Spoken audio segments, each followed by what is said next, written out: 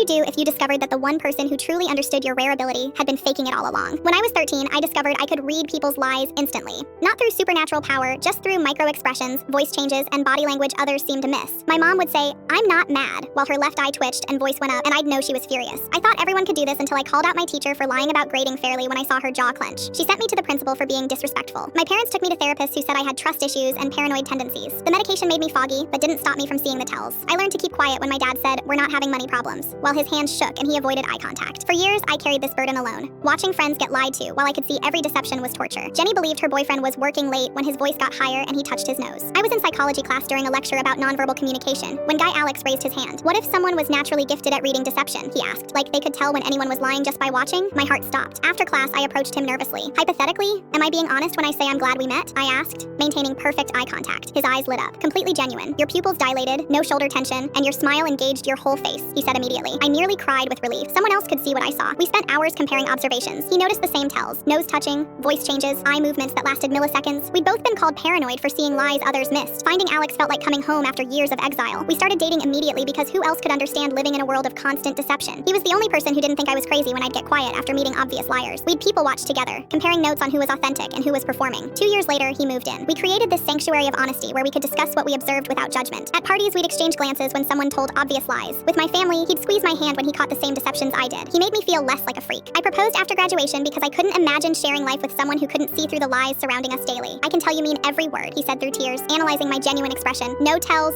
no deception, just pure honesty. But last month, my world shattered. I found his psychology textbooks while helping him move, filled with highlighted sections on deception detection and micro-expression analysis. There were practice exercises on mimicking genuine emotions and lists of common tells that liars exhibit. My blood ran cold flipping through pages of body language research. In margins, he'd written, "Watch for pupil dilation, indicates genuine emotion, and shoulder tension reveals stress, key for detecting lies." There was even a practice log documenting his improvement at reading people over months. I confronted him that night, shaking the books. He didn't deny it. "I wanted to understand you," he said, as if studying to fake my ability was romantic. "You were so isolated because of this gift. I thought if I could develop the same skills, we'd be perfect together." But here's what destroyed me most. The worst part wasn't discovering he'd learned these skills from textbooks instead of having them naturally. It was realizing that in my relief to find someone like me, I'd stopped trusting my own instincts, letting his confirmations override what I was actually seeing. Mike thought his parents supported his art when their forced smiles never reached their eyes. I couldn't tell them without sounding paranoid. I started avoiding social situations because constant lies made me sick. Family dinners were worst. Everyone pretending everything was fine while their bodies screamed the truth. I became obsessed with calling out liars, but it only made people avoid me. When I told my aunt her husband wasn't really looking for work, based on his defensive posture, she stopped inviting me to family events. High school was hell. I could see which teachers played favorites, which students cheated, which couples were cheating. The cafeteria felt like a theater of deception where everyone performed happiness while their micro-expressions revealed misery. I switched to online school to escape the constant assault of human dishonesty. Then in college, everything changed.